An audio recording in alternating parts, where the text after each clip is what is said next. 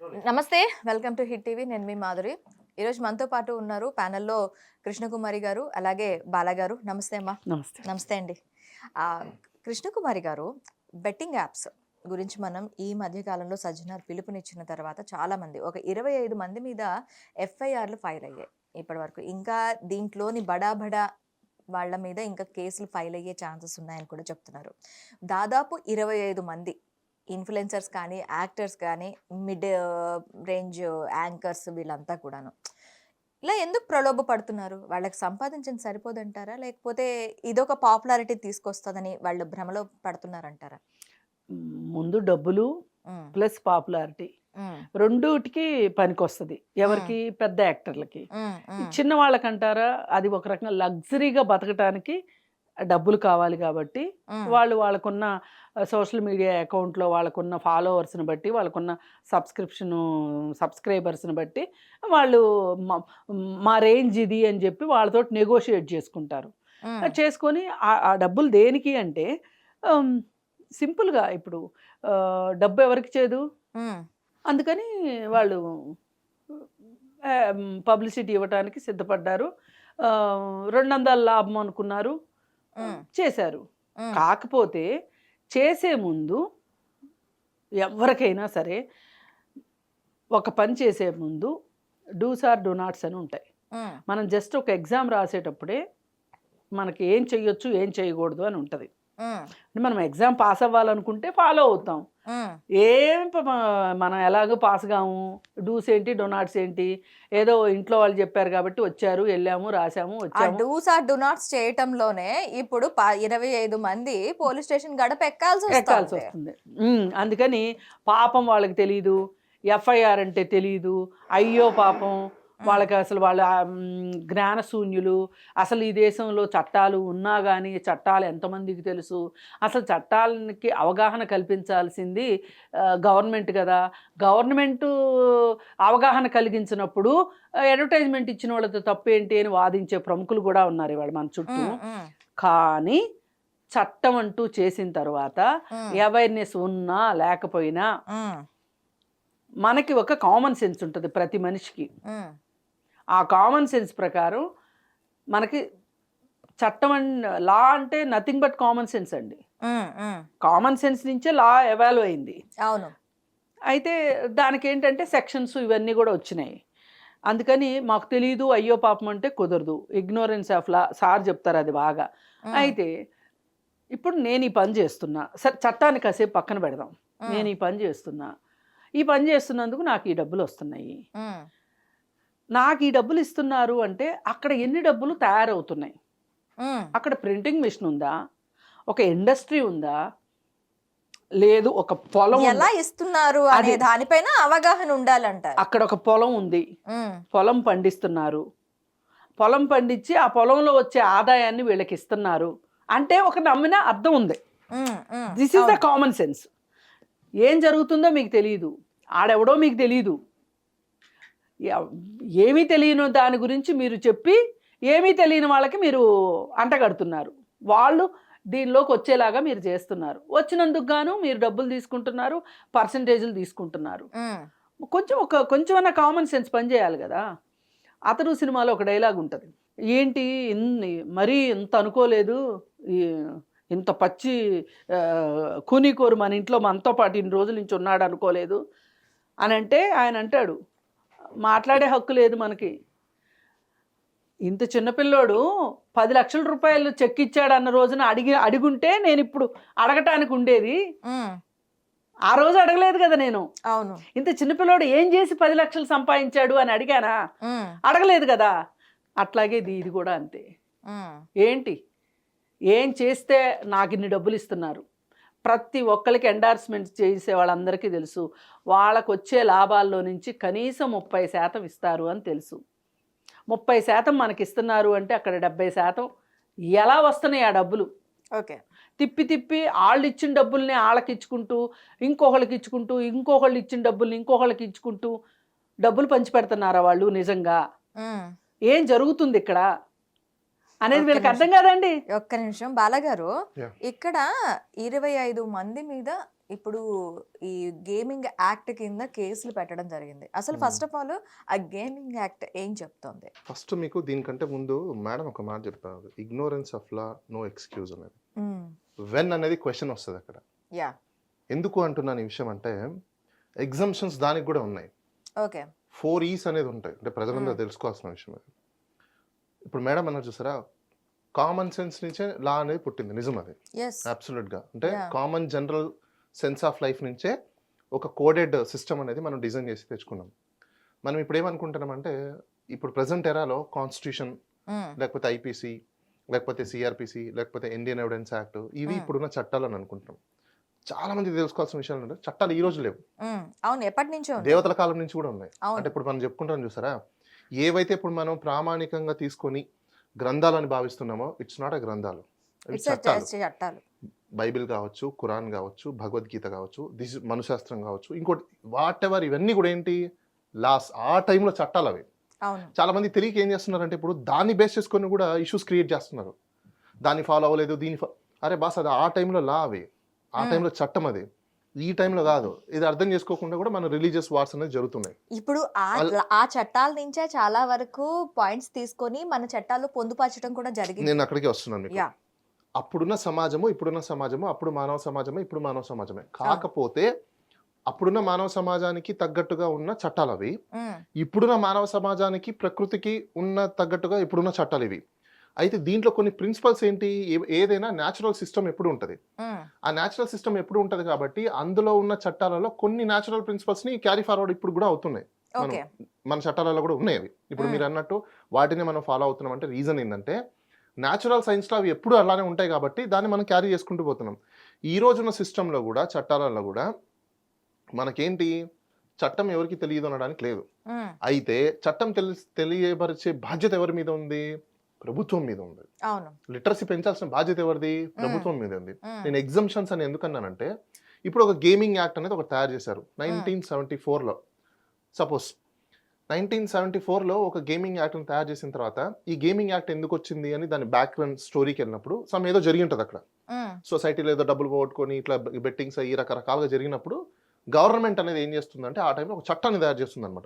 ఇది ఇలా చేయకూడదు, ఇలా చేయకూడదు, ప్రజలు ఇలా వద్దంటున్నారు, ఇది వద్దంటారు, దానికి ఒక చట్టం తయారు చేస్తుంది, బుక్ తయారు చేస్తుంది. ఫస్ట్ దాన్ని ఏమంటామంటే ఇంజనీరింగ్ అంటాం. ఇంజనీరింగ్ చేసిన తర్వాత దానికి సంబంధించిన అన్ని పరిశీలించి దానికి ఇన్ఫర్మేషన్ అంతా తీసుకున్న తర్వాత దట్స్ కాల్డ్ ఇంజనీరింగ్. అది ఫస్ట్ ఈ. సెకండ్ ఈ అంటే ఎనాక్ట్మెంట్. అంటే ఈ ఇంజనీరింగ్ చేసిన ఇన్ఫర్మేషన్ తీసుకొని చట్ట రూపంలో దాంట్లో పార్లమెంట్లో కానీ లేకపోతే అసెంబ్లీలో కానీ దాన్ని ఒక బిల్లు రూపంలో పెట్టి అందరు ఆమోదాలు తీసుకొని ఒక ఎనాక్ట్మెంట్ అనేది చేసాం, that is called act or law.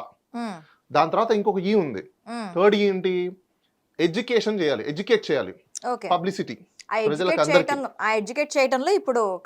Completely system is failed. ఆ ఎడ్యుకేట్ చేయకుండా ఫోర్త్ ఈ ఒకటి ఉంది, ఎన్ఫోర్స్మెంట్. అంటే ఇప్పుడు మనం చూస్తున్న కేసులు పెట్టారు, ఈ చట్టాన్ని అమలు చేశారు. ఇది అమలు చేయాలి అన్నప్పుడు ఫస్ట్ ఆఫ్ ఆల్ ప్రజలకు ఎంతవరకు మీరు ఎన్ఫోర్స్ చేశారు అనేది ప్రూఫ్ కావాలి. ఇప్పుడు ఈ గేమింగ్ యాక్ట్ ఒకటి ఉంది, ఆన్లైన్ బెట్టింగ్ ఒకటి ఉంది. ఇప్పుడు రాజ్యాంగం మనకి ఏం చెప్తుందంటే, ఒక రాజ్యంలో ఏమో ఇది లీగల్ కాదు, ఇంకో రాజ్యంలో ఏమో ఇది ఇల్లీగల్, ఇంకో చోటేమో ఇది అసలు బ్యాన్. ఇట్లా రకరకాలుగా ఒకటే మన కంట్రీలో ఉన్న ఒకటే సిటిజన్ ఒక ఏరియాలో ఏమో లీగల్, ఒక ఏరియా ఏమో ఇల్లీగల్ కాదు, ఇలా రకరకాలుగా ఉన్నాయి. ఇప్పుడు ఒకప్పుడు ఆన్లైన్ అనేది మనకు తెలియదు, ఇప్పుడు కొత్తగా ఆన్లైన్ అనేది వచ్చింది, అవునా. 2017లో తెలంగాణలో, 2020లో ఆంధ్రప్రదేశ్లో దానికి ఇన్సర్ట్ చేశారు. ఏం ఇన్సర్ట్ చేశారంటే, గేమింగ్స్ అనేది సైబర్ స్పేస్ తీసుకొని చేస్తే కూడా గేమింగ్స్ కిందకే వస్తుంది, గేమింగ్ యాక్ట్లో వస్తుందని చెప్పి వాళ్ళు అమెండ్మెంట్ చేసుకున్నారు. బాగుంది కదా. ఇప్పుడు సర్వే పెడదాం, ఒక పబ్లిక్ రెఫరెండం పెడదాం, ఎంతమందికి తెలుసు, 0. ఫెయిల్ ఎవరైంది ఇక్కడ, గవర్నమెంట్ ఫెయిల్యూర్ వల్ల ఎవరు నష్టపోయారు, ప్రజలు నష్టపోయి ఏం చేశారు, వెయిట్ ఒక్క నిమిషం. ప్రజలు ఇక్కడ నష్టపోయి ఏం చేశారు, అది క్రైమ్ కింద మారింది. ఒక క్రైమ్ అసలు గవర్నమెంట్ యొక్క ప్రైమరీ డ్యూటీ ఏంటి, ఇన్వెస్టిగేషన్ ఏజెన్సీ యొక్క ప్రైమరీ డ్యూటీ ఏంటో తెలుసా, ప్రివెన్షన్ అనేది చేయాలి.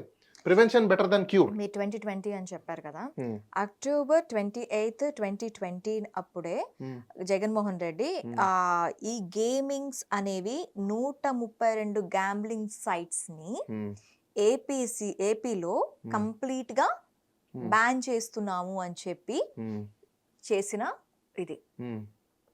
ఓకే.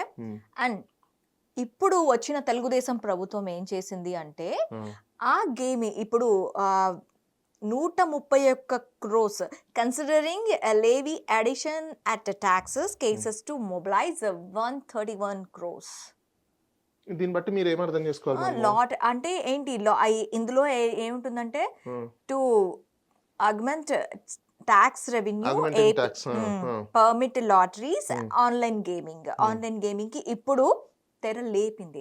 2020లో మీరు అన్నారు గేమింగ్ స్వయాన సీఎంఏ దీని గురించి ఇక్కడ ఏపీలో ఈ 132 గ్యాంబ్లింగ్ యాప్స్ ని కంప్లీట్ గా నిషేధిస్తున్నాము అని చెప్పి నిర్ణయాన్ని ప్రకటించిన దీంట్లో Hmm. ఇప్పుడు అదే ఏపీలో 131 crores 131 అంటే 13,100 crores మేము గేమింగ్ యాప్స్ ద్వారా సంపాదిస్తున్నాము అని చెప్పి చంద్రబాబు నాయుడు గారు ఇప్పుడు మీరు ఇక్కడ ఒకటి చెప్పిన ఆలోచించండి. అదే నేను ఏమంటున్నానంటే ఇప్పుడు అక్కడ తప్పులు ఎవరివి? ఇప్పుడు సపోజ్ ఇప్పుడు ఆ పేపర్ ఇవ్వండి ఒకసారి. ఇది ఏ పీరియడ్ అన్నారు? 2020లో. ఎస్ ఇప్పుడు ఇక్కడ సపోజ్ బ్యాన్ చేశారు కాబట్టి ఒక కేసు అయింది అనుకోండి. ఈ కేసు ట్రైల్ వచ్చేసరికి 2025 వచ్చింది అనుకోండి. పనిష్మెంట్ కి దగ్గరలో ఉన్నారు. ఆల్ ఆఫ్ సడన్ గా ఇప్పుడు నేను బ్యాన్ ఎత్తేసా అన్నారు. ఇప్పుడు ఈయనకు శిక్ష పడింది అనుకోండి. ఆ వ్యక్తి భవిష్యత్ ఏమవ్వాలి? ఆ వ్యక్తి లైఫ్ ఏమవ్వాలి? ఆ వ్యక్తి ఇన్ని రోజులు పడిన మెంటల్ అగోని టెన్షన్ అసలు బ్యాన్ చేయడం కరెక్ట్, బ్యాన్ తీసేయడం కరెక్ట్ అంటారా? నేను అక్కడికి వస్తున్నా. ఇప్పుడు ఇలాంటి రాజకీయ నాయకులు లేకపోతే ఇలాంటి ప్రభుత్వాలు అవగాహన లేకుండా, వాళ్ళకి కామన్ సెన్స్ కానీ సొసైటీ మీద అవగాహన లేకపోవడం కావచ్చు. ఇప్పుడు ఇలా చేసే విధంగా చేసినప్పుడు వాళ్ళకి ట్యాక్స్ కడితే డబ్బులు చేస్తే ఏమని చేయొచ్చా? గవర్నమెంట్లకి డబ్బులు కట్టేస్తే ఏదైనా చేయొచ్చా? ఒక్క నిమిషం, దీని గురించి మీరేమంటారు మేడం? ఏదైనా గేమింగ్ యాప్లు ఖచ్చితంగా తప్పు. ఇది ఫండమెంటల్. అవును, ఇది ఇవాళ ఆన్లైన్ గేమ్లు వచ్చినాయి, కానీ ఈ ఆన్లైన్ లేకముందు కూడా ఈ గేములు ఉన్నాయి. మనకి ప్యాకెట్లు ఆడే వాళ్ళని లేదంటే కసినో ఆడే వాళ్ళని వీళ్ళందరినీ పట్టుకొని గేమింగ్ యాడ్స్ కింద అప్పుడు అరెస్టులు చేయడం జరిగింది. కాకపోతే ఇప్పుడు సొసైటీలో అలా వెళ్ళి నేను నీ మొబైల్ తీసుకొని నువ్వు వాడుతున్నావురా అని చూపించి నిన్ను అరెస్ట్ చేయడానికి లేదు. ఇట్స్ మై ప్రైవసీ, నేను ఏదైనా చేసుకుంటాను, పోయిన రోజు వస్తాను నువ్వు నా మీద కేసు పెట్టి అంటున్నారు. అంటే అసలు గేమింగ్ యాప్లే ఇప్పుడు 132 గేమింగ్ సైట్స్ ని కంప్లీట్ గా నిషేధం అని చెప్పిన చోట మళ్ళీ ఇప్పుడు గేమింగ్ ద్వారా మనం ఇంత ఆంధ్రప్రదేశ్కి ఇంత లాభం వస్తుంది. ఏంటి? పేదోడు ఇంట్లోని డబ్బులు పోగొట్టుకొని మొబైల్స్లోని ఆడుకొని పిల్లలు డబ్బులు పోగొట్టుకొని ఇప్పుడు యువత ఉద్యోగ కల్పన అంటూ ఉద్యోగ కల్పన లేకుండా 4 లక్షల ఉద్యోగాలు ఇస్తామని చెప్పి ఆ ఉద్యోగ కల్పన లేకుండా మొబైల్ని ఫ్రీగా ఇది చేసి వాళ్ళ మొబైల్లోని ఇప్పుడు కంప్లీట్గా గేముల్ని చొప్పించి దీని మీద సంపాదించేది ఇదే గవర్నమెంట్ పరిపాలన. ఇది డీవియేట్ అవుతుంది. ఏంటంటే ఎలా డీవియేట్ అవుతుందంటే ఇప్పుడు ఆయన చెప్పిన ఇప్పుడు ఖచ్చితంగా బెట్టింగ్ యాప్ల గురించి జగన్మోహన్ రెడ్డి గారు 131 సైట్లు నేను తీసేస్తానని చెప్తున్నారు. తీసేశానని చెప్పారు. నిషేధం ఉంది అక్కడ.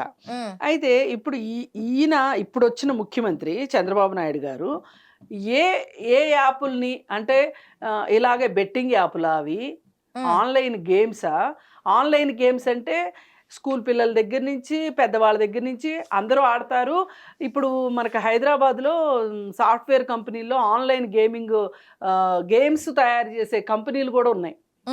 అది వేరు, ఈ బెట్టింగ్ యాప్లు వేరు. ఈ రెండింటికి చాలా డిఫరెన్స్ ఉంది. ఆన్లైన్ గేముల్లో ఏం జరుగుతుందంటే ఈ ఆట ఆడాలి అంటే ఇన్ని డబ్బులు కట్టాలి అని ఉంటది. అంతేగాని యాప్ల్లో ఇప్పుడు ఈ బెట్టింగ్ యాప్ల్లో ఏంటి అంటే మనం బెట్ చేస్తాం, మనం ఊహిస్తాం ముందే. ఏది వేరే వాళ్ళు ఆడుతుంటే వాళ్ళ తరఫున మనం బెట్టింగ్ చేస్తాం. బెట్టింగ్ చేసి క్రికెట్ బెట్టింగ్ యాప్లు కూడా అదే కదా. అది వేరు, ఆన్లైన్ గేమింగ్ సిస్టమ్ వేరు. ఆన్లైన్ గేమింగ్ కి అసలు సాఫ్ట్వేర్ కంపెనీలే ఉన్నాయి ఆన్లైన్ గేమింగ్ సంబంధించి. అవే లేకపోతే బెట్టింగ్ యాప్లా అనేది మనకి కొంచెం క్లారిఫికేషన్ తీసుకోవాలి.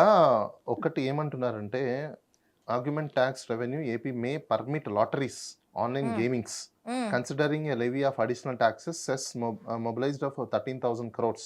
అది తప్పు కాదంటారా state lotteries and online gaming అంటే మేడం ఇప్పుడు మీరు అన్నారు చూసారా, ఇప్పుడు ఆన్లైన్ గేమింగ్ అంటే గేమ్ ఆడుకోవడంలో ఇప్పుడు మనం కూడా చిన్నపిల్లప్పుడు మారియో అని లేకపోతే మిక్కీ మౌస్ అని గేమింగ్ సెంటర్కి వెళ్ళి గేమ్ ఆడుకునేవాళ్ళం. అది ప్రాబ్లం అది కాదు, ప్రాబ్లం కాదు. ఎందుకంటే పోతాము ఒక డ్యూరేషన్ ఉంటుంది, గేమ్ ఆడుకొని వచ్చేస్తాం, దట్స్ స్కిల్.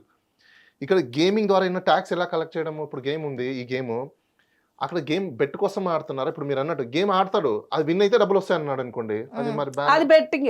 బెట్టింగే కదా, లాటరీ ఉంది అందులో. ప్లస్ అది కాక లాటరీని అసలు మనం ఇప్పుడు state lotteries of online gaming likely to be permitted by an Andhra Pradesh government, part of the plan of generation of the revenue 1,300 crores on various of additions and so on so on. అంటే ఇక్కడ మనం ఒకటి observe చేయాల్సిందంటే madam, అదే నేను ఇప్పుడు చెప్పింది.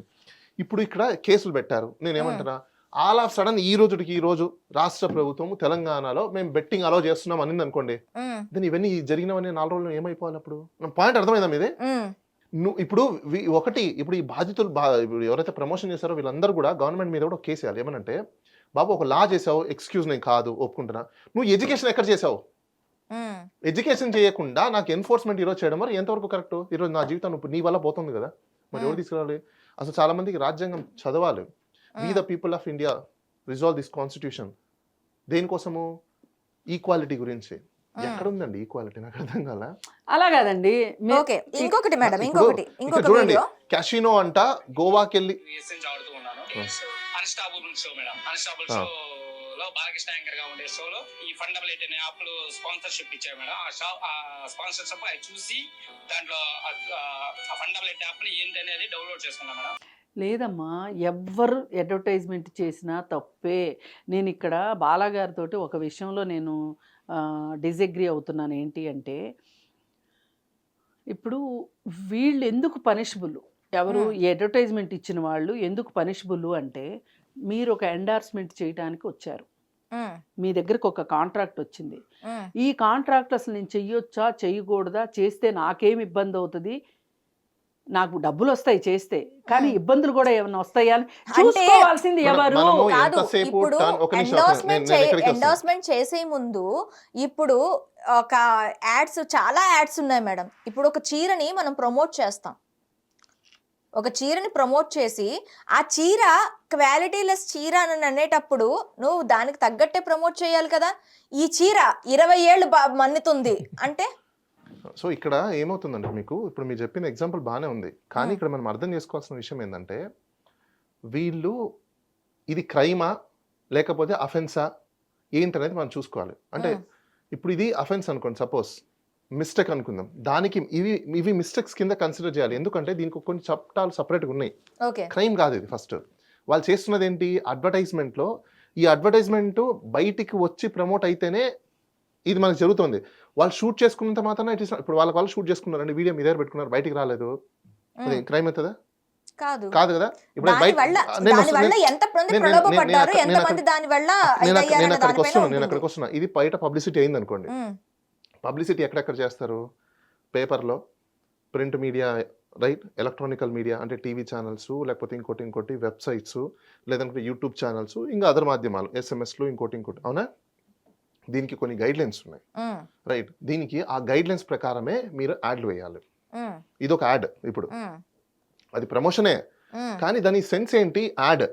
ఈ యాడ్లో మీకు ఏదన్నా డ్యామేజ్ జరిగింది అనుకోండి, మీరు ఎక్కడికి వెళ్ళాలి, క్లెయిమ్ చేయాలి, ఎక్కడ కంప్లైంట్ చేయాలి? మీరు పోలీస్ స్టేషన్లో కాదు కంప్లైంట్ చేయాల్సింది, కన్జ్యూమర్ ఫోరంకి వెళ్ళాలి మీరు. దానికి సంబంధించిన, ఇప్పుడు అమితాబ్ బచ్చన్ గారికి సంబంధించిన ఒక కేసు ఏదో పడింది, గుర్తుందా మీకు? అవునా? ఎందుకు ఆ కన్జ్యూమర్ ఫోరంకి వెళ్ళి వాళ్ళు క్లెయిమ్ చేశారు, నష్టపోయామని చెప్పేసి అని? మీకు రైట్ ఫోరం ఏంటి అంటే కన్జ్యూమర్ ఫోరం. అక్కడికి వెళ్ళి ఎవరైతే బాధితులు ఉంటారో, డ్యామేజ్ అయిపోయిన వాళ్ళు అక్కడ క్లెయిమ్ చేసుకుంటే ఆ కట్టించాల్సిన పరిస్థితి ఉంటుంది. ఎందుకంటే వీళ్ళు కడతారా లేకపోతే ఆ కంపెనీ కూడా కడతారా, ఎవరు కడతారని వాళ్ళు చూసుకుంటారు, రైట్. ఇక్కడ ఏం జరుగుతుంది, డైరెక్ట్ పోలీస్ స్టేషన్కి వెళ్ళి 318 318 అసలు ఎట్లా అప్లై అది నాకు అర్థం కాదు. వాళ్ళకి ఏం సంబంధము? కాదండి, ఇప్పుడు మీరు ఇవన్నీ మాట్లాడినందువల్ల ఏం జరుగుతుంది అంటే Hmm. వీళ్ళు అడ్వర్టైజ్ చేసినందుకు వీళ్ళు రక్షించబడతారు. అలా కాదు, అసలు వీళ్ళకి ఒక సోషల్ రెస్పాన్సిబిలిటీ ఉండాలి కదా. మనం దేనికి అడ్వర్టైజ్ చేస్తున్నాము, దీనివల్ల సొసైటీ మీద ఏం ఇంపాక్ట్ పడుతుంది అనేది ఆలోచించాల్సిన అవసరం అయితే ఉంది. ఎందుకంటే మీరేం ఫ్రీగా చేయట్లేదు, ఫ్రీగా కూడా నెగటివ్ గవర్నమెంట్ అసలు ఆయన ఏమంటున్నారు అంటే ఇవన్నీ తెలిసే కదా గవర్నమెంట్ ఈ చట్టాన్ని తయారు చేసింది, రూల్స్ తయారు చేసింది, తెలియకుండా చేసిందా? అన్ని రూల్స్ ఇవన్నీ తెలిసే కదా చేసింది. కాకపోతే గవర్నమెంట్ ఎక్కడ ఫెయిల్ అయింది, దాన్ని జనంలోకి చొప్పించటంలో. ఇది చేస్తే నువ్వు తప్పు చేసినట్రా బాబు. గవర్నమెంట్ ఒక దశలో ఫెయిల్యూర్ అయింది కాబట్టి దీన్ని ఇట్లాగే వదిలేద్దామా మరి? అది ఎక్కడ నిర్మూలించాలి? వీళ్ళ మీద పడితే వస్తుందా లేకపోతే గేమ్స్ అక్కడ ఇప్పుడు కాదు, ఇమ్మీడియట్ గా ఇప్పుడు ఈ ప్రజలు ఎఫెక్ట్ అయ్యారు. అరే ఆగండి ఒక్క నిమిషం, ప్రజలు ఎఫెక్ట్ అయ్యారు. వీళ్ళు ఈ అడ్వర్టైజ్మెంట్స్ చూసి ప్రజలు ఎఫెక్ట్ అయ్యారు. అందుకని ఫస్ట్ అడ్వర్టైజ్మెంట్ ఇచ్చిన వాళ్ళు ఇంకొకరైతే ఇప్పుడు జరుగుతున్న రచ్చకి దీన్ని గనక కఠినంగా గనక అంటే ఈ కేసుల్ని ఏదో తూతూ మంత్రంగా ఇది డ్రగ్స్ కేసు లాగా చేయకోకుండా స్ట్రాంగ్ గా చేస్తే గనక ఇంకొకరైతే అడ్వర్టైజ్మెంట్ ఇవ్వడానికి ముందుకు రారు. అడ్వర్టైజ్మెంట్ కాదు ఇక్కడ, అసలు యాపే ఉండొద్దు అనేది కదా మెయిన్ ఇష్యూ. అది కదా చెయ్యాలి, అది పక్కన పెట్టేసి వీళ్ళు ఏం చేస్తున్నారు? ఎంతసేపు వీళ్ళ మీద పడు, వాళ్ళని తీసుకురా, ఈ సినిమాలో లోపల పెట్టు, వీళ్ళని కేసు పెట్టు, వాళ్ళ మీద ఇదా. జగన్మోహన్ రెడ్డి హయాంలో 132 గేమింగ్ యాప్స్ అసలు ఉండొద్దు ఆంధ్రప్రదేశ్ లో తీసుకుని వాళ్ళ మీద యాక్షన్ తీసుకోవద్దని నేను అనట్లేదండి. నువ్వు ఫస్ట్ డ్యూటీ ఏంది తెలిసిన తర్వాత యాప్ ని బ్యాన్ చేసావా? ఈ ప్రమోషన్ బ్యాన్ ఇప్పుడు దాకా లేవు. వాళ్ళ మీద కేసులు పెట్టి ఉపయోగం మీద నాకు ఏం చేస్తుంది ఇన్వెస్టిగేషన్ ఏజెన్సీ, గవర్నమెంట్ ఏం చేస్తుంది? అవును, వాటిని అన్నిటిని డిలీట్ చేయాలి, అవన్నీ చేయించాల్సిన బాధ్యత. డిలీట్ చేస్తే కాదు, మేడం అసలు పాయింట్ 1 ఎఫ్ఐఆర్ అవ్వగానే వాళ్ళ డ్యూటీ ఏంటి? ఎఫ్ఐఆర్ అవ్వగానే ఈ సంబంధించిన కంటెంట్ కి నోడల్ ఆఫీసర్ చెప్పి విత్ ఇన్ సెకండ్స్ నువ్వు బ్యాన్ చేయాలి. చేసావా? చేయలా. వీళ్ళ మీద నోటీసులు ఇచ్చడానికి పోతావు, వాళ్ళని పట్టుకోవడానికి పోతావు, వాళ్ళని అరెస్ట్ చేయడానికి పోతావు. ఏంది అసలు? కాదండి, మీరు ఇప్పుడు ఒకరి తప్పు వల్ల ఈ తప్పు జరిగింది కాబట్టి వీళ్ళు ఎక్స్క్యూజ్ అని అనొద్దు అంటున్నాను. ఎక్స్క్యూజ్ కాదండి, వాళ్ళు ఇచ్చారు. వీళ్ళు యాడ్ వరకు వీళ్ళు యాడ్ చేయడానికి వెళ్ళారు అంటే ఎవరిది తప్పు అక్కడ? అసలు ఆ గేమింగ్ యాప్ ఉండడం వల్లే కదా వీళ్ళు యాడ్ చేశారు. కాదండి, నేను ఒక విషయం చెప్తాను. నేను ఏమంటున్నానంటే ఈ గేమింగ్ యాడ్ చేసినా, ఈ గేమింగ్ యాడ్ తయారైనా ఈ వీడియో ఎక్కడ ప్రమోట్ అవుతుంది? ఏదో వీడియో యూట్యూబ్లోనో ఛానల్స్లోనో ఇంకో చోట అవ్వాలి కదా. నేనేమంటున్నా, ఐటీ యాక్ట్ ప్రకారము సెక్షన్ 69A ప్రకారము నోడల్ ఆఫీసర్ ఒకతను ఉంటాడు. ఇలాంటి advertisement, misleading advertisement, surrogate advertisements ఏదైనా చేస్తే వాళ్ళు ఇమీడియట్లీ చేయకుండా ఉండడానికి ఒక సిస్టమ్ ఉంది. అది నువ్వు బ్యాన్, అది గేట్ వేసి పెట్టాలి. నువ్వు ఎందుకు వేయలేదు గేట్? నేను అంటున్నా వాళ్ళు చేశారు, నేను కాదనట్లే. ఇప్పుడు ఒక ఇల్లీగల్ థింగ్ చేశారండి, దాంట్లో త్రో చేయాలి. నేను నువ్వు గేట్ వేస్తే త్రో అయిద్దా? ఈరోజు ఇంత నష్టం దేనికోసం జరిగింది? వీళ్ళు యాడ్ చేయడం వల్ల జరగల, నువ్వు గేట్ వేయకపోవడం వల్ల జరిగింది. వాళ్ళు యాడ్ చేసుకున్నారు అనుకోండి, సపోజ్ అక్కడ ఉండిపోయేది, అది బయటకు కూడా రాదు. నువ్వు గేట్లు ఓపెన్ చేసి దాన్ని ప్రమోట్ చేసావు. నీ నోడల్ ఆఫీసర్ ఎందుకున్నాడు? ప్రతి స్టేట్లో నోడల్ ఆఫీసర్ ఒక అతను ఉన్నాడు, తెలంగాణలో కూడా నోడల్ ఆఫీసర్ ఉన్నారు. అవునా? నీ పని ఏంటి? నెలలా నీకు జీతం ఎందుకు ఇస్తున్నారు? నీ డ్యూటీ ఏంటి? ఇలాంటి వెబ్సైట్స్, ఇలాంటికి సంబంధించిన కంటెంట్, ఇలాంటికి సంబంధించిన ఇన్ఫర్మేషన్స్, వీటిని అన్నింటినీ బ్లాక్ చేసుకోవడం నీ పని. సిస్టంలో కూర్చొని 24 గంటలు నువ్వు చూసుకుంటే అదే నీ పని, అది నీ డ్యూటీ, అది నువ్వు చెయ్యాలి. చేయలేదే. ఇప్పుడేమో ఇది మీడియాలో వచ్చింది, సోషల్ మీడియాలో వచ్చింది, యూట్యూబ్లో వచ్చింది, మెయిన్ స్ట్రీమింగ్ మీడియాలో వచ్చింది, ఇంకోటి అది ఆహా ప్రోగ్రాంలో వచ్చింది, పెద్ద యాక్టర్లు యాడ్ చేశారు. నేనేమంటానంటే ఓకే, యాక్టర్లు యాడ్ చేసినా కూడా వాళ్ళది తప్పారైతే డిఫరెంట్ స్టోరీ. వాళ్ళు యాడ్ చేస్తారు అనుకోండి, సినిమా సెన్సార్ సర్టిఫికేట్ ఇవ్వకుండా సినిమా థియేటర్లకు వస్తుందా? మీకు పాయింట్ అర్థమైందా? సినిమా తీసాడు, ప్రొడక్షన్ అయింది, సెన్సార్ అయ్యి బయటికి రావాలి కదా. థియేటర్ లో పడిపోయింది, థియేటర్ లో ఎందుకు వేశారు అంటే ముందు సెన్సార్ కూడా ఎందుకు ఇచ్చాడు? వీళ్ళందరినీ అరెస్ట్లు చేసి వీళ్ళందరినీ ఇచ్చేసే ముందు అసలు యాప్ ని ఎందుకు? మీరు నోడల్ ఆఫీసర్ గురించి మాట్లాడుతున్నారు, నేను నోడల్ ఆఫీసర్ కూడా కాదు. ఇది సమాజంలో దీని వల్ల ప్రాబ్లం క్రియేట్ అవుతుంది అంటే ఎందుకు గవర్నమెంట్ వీటికి అడ్డుకట్ట వేయట్లేదు? ఆ రోజు 2020లో తీసుకున్న డెసిషన్, జగన్మోహన్ రెడ్డి తీసుకున్న డెసిషన్ ఇప్పుడున్న గవర్నమెంట్స్ ఎందుకు తీసుకోవట్లేదు? సింపుల్, మాకు డబ్బులు కావాలండి. ఈ గవర్నమెంట్ ఇప్పుడు ఏమంటున్నాయి, నువ్వు ట్యాక్స్ కట్టు, ఏమైనా చెయ్యి, నువ్వు ట్యాక్స్ కట్టు, ఏమైనా చెయ్యి, మాకు డబ్బులు కావాలి. ఇప్పుడు దాని అర్థం ఏంటి? What is the meaning of it? నేను ఓపెన్ చేస్తాను, లాటరీస్ నేను ఇస్తానంటే అర్థం ఏంటి? ఇప్పుడు మీరు చెప్పిన ప్రకారం సోషల్ రెస్పాన్సిబిలిటీ, మరి ఆ స్టేట్ సీఎంకి సోషల్ రెస్పాన్సిబిలిటీ లేదా? ఎందుకు లేకుండా పోయింది? అంటే ఎవరైనా కూడా పాపం చిన్న చిన్న మధ్యతరగతులు లాటరీ కొనుక్కున్నా, మీరు నీ డబ్బులన్నీ పెట్టి లాటరీ కొనుక్కో, అది రాదు, నువ్వు ఎట్లా ఎత్తిపోతావు. ఇప్పుడు ఈయన మీద కూడా కేసు పెట్టాలి కదా అలా అయితే, మరి బాబు మీద కూడా కేసు పెట్టాలి కదా. ఇప్పుడు అది చూసి తెలంగాణ నుంచి ఒక వ్యక్తి ఆంధ్రాకి వెళ్ళి కొనుక్కున్నాడు అనుకోండి, ఇక్కడ కేసు పెట్టచ్చు అప్పుడు. అలా కాదు, ఇప్పుడు ఏమవుతుందంటే అక్కడ రిజిస్టర్ చేసుకోకుండా లాటరీ నిర్వహిస్తేనే తప్పు. అదే మేడం, రిజిస్టర్ చేసుకుంటే అయిపోయింది కదా ఇంకా. వెయిట్, నన్ను చెప్పనివ్వండి. ఇప్పుడు చాలా మంది ఏం మాట్లాడుతున్నారంటే సిక్కిం, అస్సాము ఇట్లాంటి వాళ్ళ లాటరీ టికెట్లు వస్తున్నాయి మన దగ్గరికి. ఎలాగో అసలు లాటరీని కొన్ని స్టేట్లో ఉంది కాబట్టి మన స్టేట్కి కూడా రానిద్దాము అంటున్నారు. నేను ఇదే ప్రశ్నించేదే ఇది. ఇప్పుడు వాళ్ళు తప్పు చేశారని వీళ్ళు తప్పుకుని, వీళ్ళు తప్పు చేశారని వాళ్ళు తప్పుకుని ఒకరినొకరు నిందించుకుంటా కూర్చుంటే మనం అనుకున్నది సాధించలేం కదా. అందుకే ఈ దేశం మొత్తానికి కలిపి ఒక పాలసీ రావాలి. ఈ గేమింగ్ యాప్లకు సంబంధించి కూడా సెంట్రల్ గవర్నమెంటే యాక్ట్ తీసుకొని.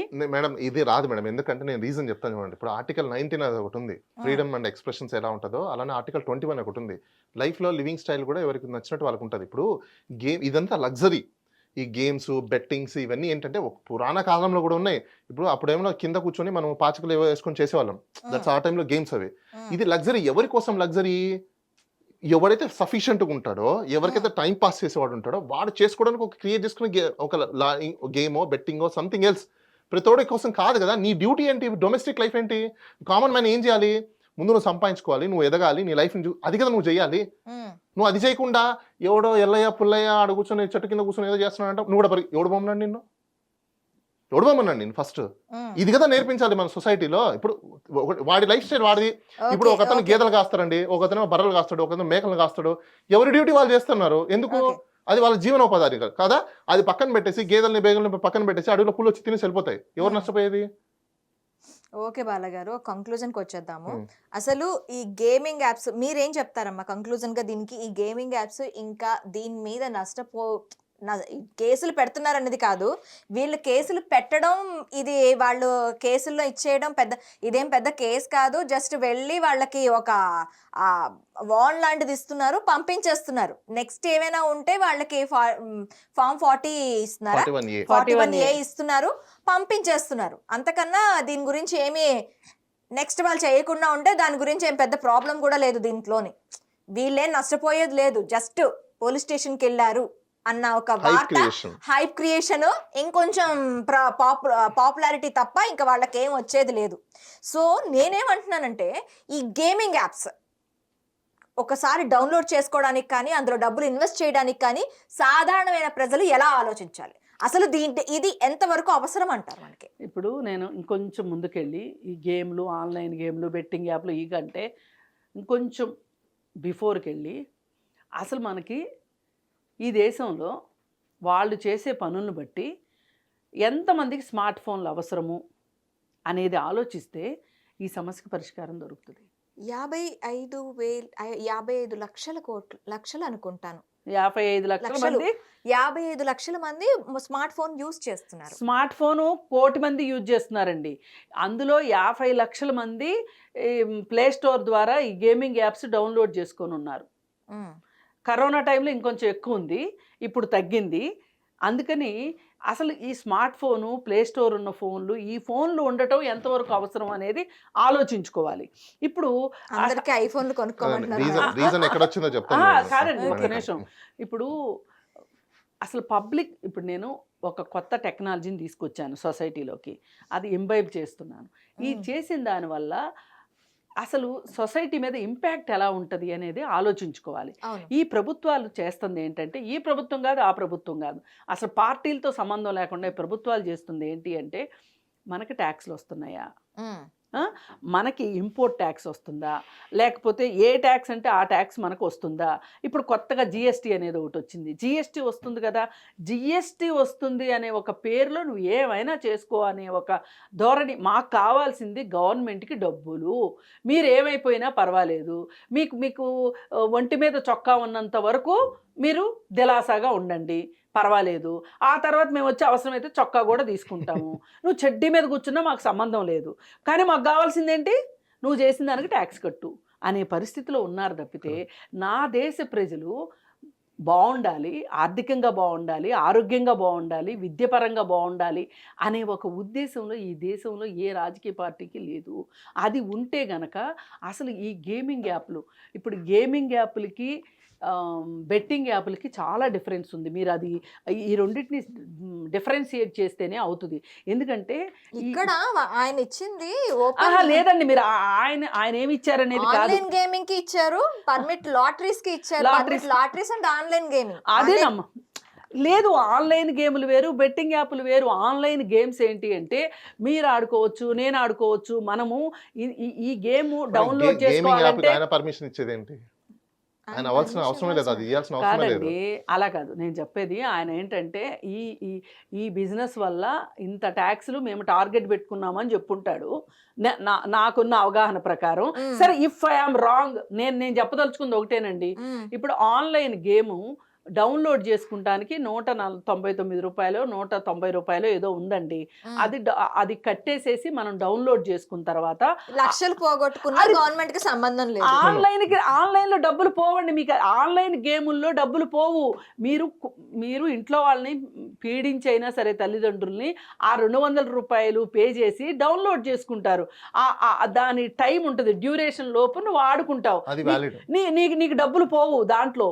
కానీ ఈ ఆన్లైన్ గేములు పిల్లలు డౌన్లోడ్ చేస్తున్నారు, పెద్దలు డౌన్లోడ్ చేస్తున్నారు.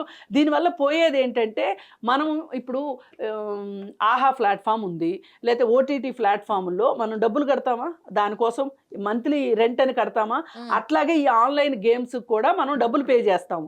ఆ డబ్బులు ఉన్నంత వరకు, అంటే ఆ డబ్బులు ఖర్చు అయ్యే వరకు మనం ఒక రకంగా జీబీ కొనుక్కున్నట్లు అనుకోండి, నెట్ కొనుక్కున్నట్టు అనుకోండి, అయిపోతుంది అంతటితోటి. ఇంకా మన పర్సులోంచి డబ్బులు తీసి మళ్ళీ మనం పోగొట్టుకునేది ఉండదు, మనకు తెలియకుండా మన జేబులోంచి డబ్బులు పోయే పని ఉండదు.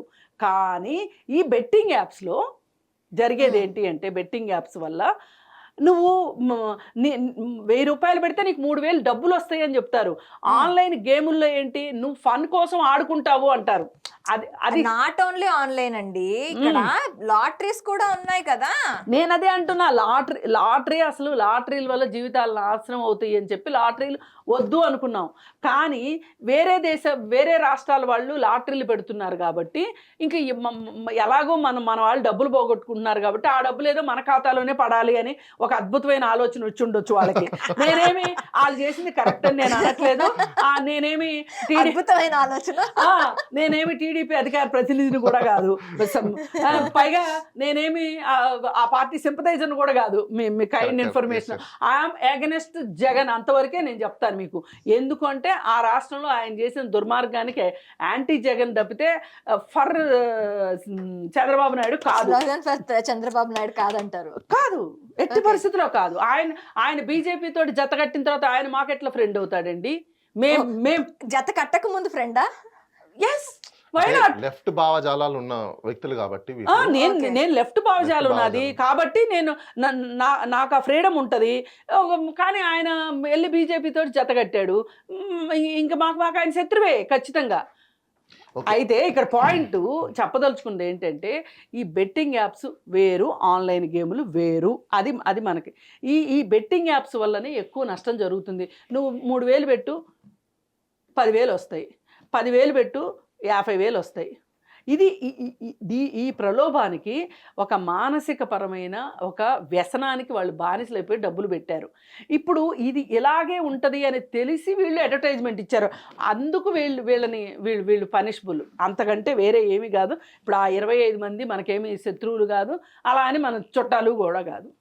అయితే గీతే బాలగారికి క్లయింట్లు అవుతారేమో కానీ మాకైతే నోవే కన్సర్న్. ఓకే బాలగారు, మీరేం చెప్తారు దీనికి కంక్లూజన్? అసలు ఈ గేమింగ్ యాప్లు ఎంతవరకు అవసరం? గేమింగ్ యాప్లు కానీ బెట్టింగ్ యాప్లు కానీ ఇప్పుడున్న సొసైటీకి ఎంతవరకు అవసరం? గేమింగ్ అనేది ఇప్పటి నుంచి కాదండి, అది మా చిన్నప్పటి నుంచి కూడా మేము కూడా గేమ్స్ ఆడతాం. మా చిన్నప్పుడు కూడా గేమ్ సెంటర్స్ ఉన్నాయి. గేమ్ ని బ్యాన్ చేయమనట్లేదు ఇక్కడ ఎవరు కూడా, మేము కూడా గేమ్ ని బ్యాన్ చేయమని చెప్పట్లేదు. గ్యాంబ్లింగ్, బెట్టింగ్ అనేది బ్యాన్ చేయమనాల్సింది. ఎందుకు అంటే డబ్బులు పోతున్నాయని చెప్పేసి అన్నారు కాబట్టి నేనేమంటున్నా, ఒక్కొక్క రాష్ట్రంలో ఒక్కొక్క పాలసీ ఉంది. ఇప్పుడు మేడం అన్నట్టు వేరే రాష్ట్రాల్లో పోతున్నాయి, నువ్వు పెట్టుకుంటే పెట్టుకో, దట్స్ నాట్ అ ప్రాబ్లం. అది ఎవరి రాష్ట్రాలకు ఇచ్చిన హక్కులు, ఎందుకంటే రాజ్యాంగం కల్పించిన హక్కు. నువ్వు పెట్టాలనుకుంటున్నావా, నువ్వు పవర్లో ఉన్నావు, పెట్టుకో, నో ఇష్యూస్. ఇక్కడ నేనేమంటున్నా, ఇప్పుడు దీన్ని ఇంత పెద్ద ఇష్యూ చూసి భూతద్దంలో పెట్టి మీరు చూస్తున్నప్పుడు నేనేమంటానంటే, వీళ్ళు కాదు ఫస్ట్. ఇప్పుడు వీళ్ళ నుంచే మీకు మొత్తం జరిగిపోతుందా, అసలు డ్యూటీస్ ఆఫ్ గవర్నమెంట్ అనేది డిశ్చార్జ్ చేయట్లేదు అనేది నా క్వశ్చన్. ఇక్కడ బ్యాన్ అయినప్పుడు నువ్వు ఎందుకు బ్యాన్ చేయాల? నువ్వు వీళ్ళ మీద కేసు పెట్టావా? అది ఎప్పుడు కంప్లీట్గా నువ్వు ఫస్ట్ ఎవరైతే దీని ఆర్జినర్ ఎవరైతే ఉన్నారో, నువ్వు ఆర్జినర్ దగ్గర నుంచి వస్తే ఎవరైనా ఎస్ నువ్వు ఫండమెంటల్గా వెళ్తున్నావు అని అనుకుంటాను. ఆర్జినర్ నుంచి రాకుండా సెలెక్టివ్ పాలసీ సిస్టంలో దాన్ని ఏమంటారు, లైక్ సెలెక్టివ్ సిస్టంలోకి వెళ్ళిపోయేసి విన్స్ అండ్ ఫ్యాన్సీస్లో నువ్వు తీసుకుంటానంటే అది ఎక్కడి వరకు కరెక్ట్? అంటే నీకు నచ్చితే పిక్ చేస్తావు, నీకు నచ్చకపోతే వదిలేస్తావా? How come it is? ఇప్పుడు దీంట్లో పెద్దవాళ్ళు వచ్చారు, ఇప్పుడు ఆహా అన్నారు, మరి బాలకృష్ణ తీసుకెళ్ళి లోపలి ఆయన మీద నోటీస్ పంపించి ఫస్ట్ ఆయన అరెస్ట్ ముందు అక్కడి నుంచి రా. పబ్లిక్ ఏం కోరుకుంటున్నారు, నువ్వు మా దగ్గర నుంచి కాదా రావాల్సింది, ముందు హై ఇప్పుడు నెట్వర్క్ అని అంటున్నావు, వాళ్ళ దగ్గర నుంచి వస్తే దెన్ అప్పుడు ఒకటి ఈ విషయంలో రేవంత్ రెడ్డి గారిని మెచ్చుకోవచ్చు మనం. ఎవరైతే నాకేంటి తప్పే అన్నప్పుడు కేసు పట్టినప్పుడు అది ఎవరైతే నాకేందని చెప్పేసి డైరెక్ట్గా పెద్దవాళ్ళ దగ్గరికి వెళ్ళారు. దట్స్ రైట్, అది మంచి గవర్నెన్స్ సిస్టమ్ అన్నారు. ఎందుకంటే కాన్ఫిడెన్స్ అనేది పబ్లిక్లో క్రియేట్ చేయాలి కానీ డిసప్పాయింట్మెంట్ని క్రియేట్ చేయకూడదు. ఇప్పుడు దీన్ని చూస్తే ఎలా ఉంటుంది, ఆర్టిస్టులు ఏం చేస్తారండి, మహానేది వాళ్ళకి ఎంత ఇస్తారు వీడియోకి, వీళ్ళు ఏదో కోట్ల రూపాయలు అయిపోయిన అంటున్నారు. కానీ లాజిక్ మైండ్ అప్లై చేయండి, వాళ్ళకి ఎంత డబ్బులు వస్తే ఫస్ట్ తెలుసుకోండి. ఒక వీడియో చేస్తే మహా అంటే 25,000 ఏమి ఇస్తారు, 4 వీడియోలు చేస్తే ₹1,00,000 కూడా వాళ్ళకి లేదు కదా. 1,90,000 వచ్చింది ఒక్కొక్క వీడియోకి అని చెప్పిందంట విష్ణుప్రియ మేడం. నేను అదే అంటాను మేడం, మహా అంటే వీడియోకి 20,000. ఇప్పుడు మనం ఇప్పుడు ఇదే మీడియా సమాజంలో ఉన్నాం కాబట్టి మనకు తెలుసు, ఇస్తే 10,000, 15,000, 20,000 ఇస్తారు. 4 వీడియోలు చేసుకున్నారు అనుకోండి, లేకపోతే 5 వీడియోలు 10 వీడియోలు చేసుకున్నారు, అలాగే 5 లక్షల కంటే ఎక్కువ వచ్చిండు, లేదా 10 లక్షలు, అంతకుమించి రోజు వస్తూనే ఉంటాయి డబ్బులు ఏమన్నా. అర్థం లేదు, ఎన్నో కోట్లు వచ్చేస్తాయి బిల్డింగ్కు. అసలు ఆ న్యూస్ చూస్తుంటే మతిపోతుంది, ఒక్కొక్కరంట కోట్లు 100 కోట్లు సంపాదించారు అనేసి. టు బీ హానెస్ట్ అందరూ తెలుసుకోండి, ఇప్పుడు ఎవరైతే ఆర్టిస్టులు చేస్తుంటారో నాకు తెలిసినంత వరకు నాట్ మోర్ దెన్ 5 lakhs కంటే ఎక్కువ వచ్చిండవు. నేను అనుకుంటున్నాను ఒకవేళ చేసిన వాళ్ళు వీడియోకి ఎంత ఇస్తారు మేడం మనకు తెలియదు. రానా వాళ్ళు అంత తక్కువ డబ్బులకు చేస్తారా? నేను పెద్దవాళ్ళు అనట్లేదు, వీళ్ళని అంటున్నా, నేను చిన్న వాళ్ళ గురించి మాట్లాడుతున్నా. కాదండి, తప్పు చిన్నదైనా పెద్దదైనా తప్పే. తోటకూర దొంగ గజ దొంగ అనేది కాదు ఇక్కడ. ఏది చేసినా తప్పే, ఎవరు చేసినా. అలాంటప్పుడు ఫస్ట్ రానా దగ్గరికి వెళ్ళండి, రానాకి నోటీస్ ఇవ్వండి. బాలకృష్ణ చేశారంటే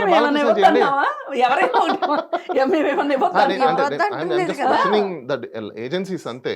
ఓకే, ఎనీ హౌండ్ లా ఇప్పుడు ఈ రాష్ట్రంలో బ్యాన్ ఉంది అన్నప్పుడు ఎస్ డెఫినెట్లీ మనం ఒబే చేయాలి, ఎందుకంటే చట్టం అలా ఉంది కాబట్టి మనం ఏం చేయలేం. సో దాన్ని బ్యాన్ చేయాలని ఇప్పటికైనా కనీసం బ్యాన్ చేయండి. అప్లికేషన్స్ ఇంకా ఓపెన్లో పెట్టేసి మీరు ఎందుకు దాన్ని ఇన్వెస్టిగేషన్ అనే రూపంలో తీసుకొస్తున్నారు, ఐ డోంట్ నో. ఓకే బాలగారు, thank you. Hit TV app, ఇందులో short news, live news, entertainment shows, movies, digital magazines తో పాటు మీ జిల్లా వార్తలను కూడా ఫ్రీగా చూడొచ్చు. అంతేకాదు కేజీ నుంచి పీజీ వరకు విద్యార్థులకు స్కాలర్షిప్ కూడా అందిస్తున్నాం. ప్రతి వారం 10 మందికి లక్కీ డ్రా ద్వారా ఒక్కొక్కరికి 10,000 రూపాయలు అందిస్తున్నాం. ఇంకెందుకు ఆలస్యం, వెంటనే హిట్ టీవీ యాప్ ని డౌన్లోడ్ చేసుకుని ఫ్రీగా ఎంటర్టైన్మెంట్ పొందండి. Hit TV app. Hit TV app. Please download hit TV app. Hit TV app ని ఫ్రీగా డౌన్లోడ్ చేసుకొని ఎంజాయ్ చేయండి. మీకు నచ్చిన ఎంటర్టైన్మెంట్ కోసం హిట్ టీవీ యాప్ ని ఫ్రీగా డౌన్లోడ్ చేసుకొని ఎంజాయ్ చేయండి. హిట్ టీవీ యాప్ ని డౌన్లోడ్ చేసుకుని ఆస్వాదించండి, ఆశీర్వదించండి. ఇంతమంది సెలబ్రిటీలు హిట్ టీవీ యాప్ ని డౌన్లోడ్ చేసుకోండి అని చెప్తున్నారంటే ఎంత మంచి యాప్ ఆలోచించండి. అమెరికాలో చదవాలనుకునే వాళ్ళకి విశ్వసనీయమైన పేరు మన శౌర్య కన్సల్టెన్సీ. UK లో 1 year masters. UK లో 1 year masters. 2 years work permit up to 5 years visa. Contact Saurya Consultancy. Contact 89851 89851.